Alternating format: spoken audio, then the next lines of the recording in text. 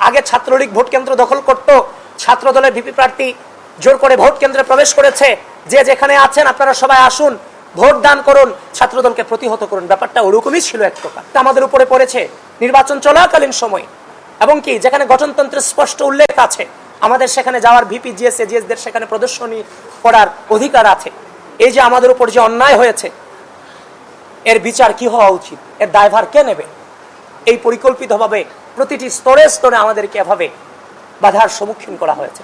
শুধু এটা নয়, এই পোলিং অফিসাররা ব্যালট ভোট কেন্দ্রের সামনে 41 জন প্রার্থীকে ভোট দেওয়া তো এটা সহজ কোনো ব্যাপার নয়। 41টা ব্যালট পেপার কি কোনোভাবেই মনে থাকবে? থাকবে না।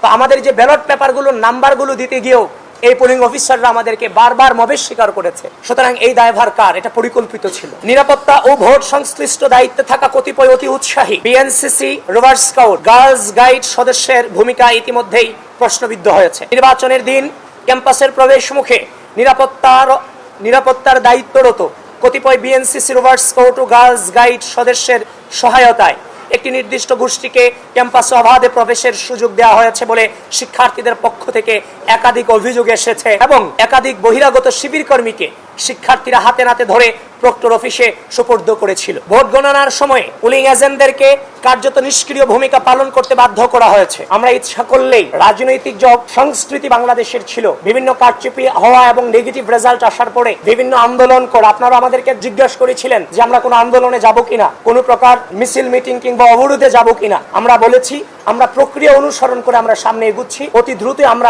আপনারা আমাদের অবস্থান সম্পর্কে জানতে পারবেন। সুতরাং আমরা কিন্তু পূর্বের রাজনৈতিক সংস্কৃতি থেকে বেরিয়ে এসে ধৈর্যের পরিচয় দিয়েছি এবং একটি প্রক্রিয়া অনুসরণ করে বিশ্ববিদ্যালয় প্রশাসনের সাথে এবং আপনাদের সম্মুখে আজকে আসা সম্পূর্ণ প্রক্রিয়া অনুসরণ করে আমরা এখানে এসেছি। এই জন্য বাংলাদেশ জাতীয়তাবাদী ছাত্র দলকে আমি ধন্যবাদ জানাতে চাই যে তারা ধৈর্য ধারণ করেছে এবং পূর্বের যে রাজনৈতিক সংস্কৃতি সেটা থেকে বেরিয়ে এসে নতুন বাংলাদেশের নতুন রাজনৈতিক সংস্কৃতি প্রচলনে তারা গুরুত্বপূর্ণ ভূমিকা রেখেছে। বারবার সংশ্লিষ্ট কর্তৃপক্ষকে অবগত করে সমাধানের অনুরোধ করলেও তারা কোনো কার্যকর পদক্ষেপ নেননি, বরং ইচ্ছাকৃতভাবে কালক্ষেপণ করে চলেছেন, যার ফলে ডাকসু হল সংসদ নির্বাচন 2025 ইতিহাসের পাতায় একটি নেতিবাচক প্রশ্নবিদ্ধ নির্বাচন হিসেবে ঠাঁই পাবার দিকে এগিয়ে যাচ্ছে বলে আমরা মনে করি। গণতান্ত্রিক মূল্যবোধের ধারক বাহক যে সংগঠনের সকল পর্যায়ের নেতাকর্মীদের সুদীর্ঘ সংগ্রাম ও সর্বোচ্চ আত্মত্যাগের উপর ভিত্তি করে বাংলাদেশ গণতান্ত্রিক পুনরুজ্জীবনের দিকে এগিয়ে যাচ্ছে, সেই বাংলাদেশ জাতীয়তাবাদী ছাত্র দলের প্রতিনিধি হিসেবে গণতান্ত্রিক প্রক্রিয়াকে এভাবে ভুলুণ্ঠিত হতে দেখা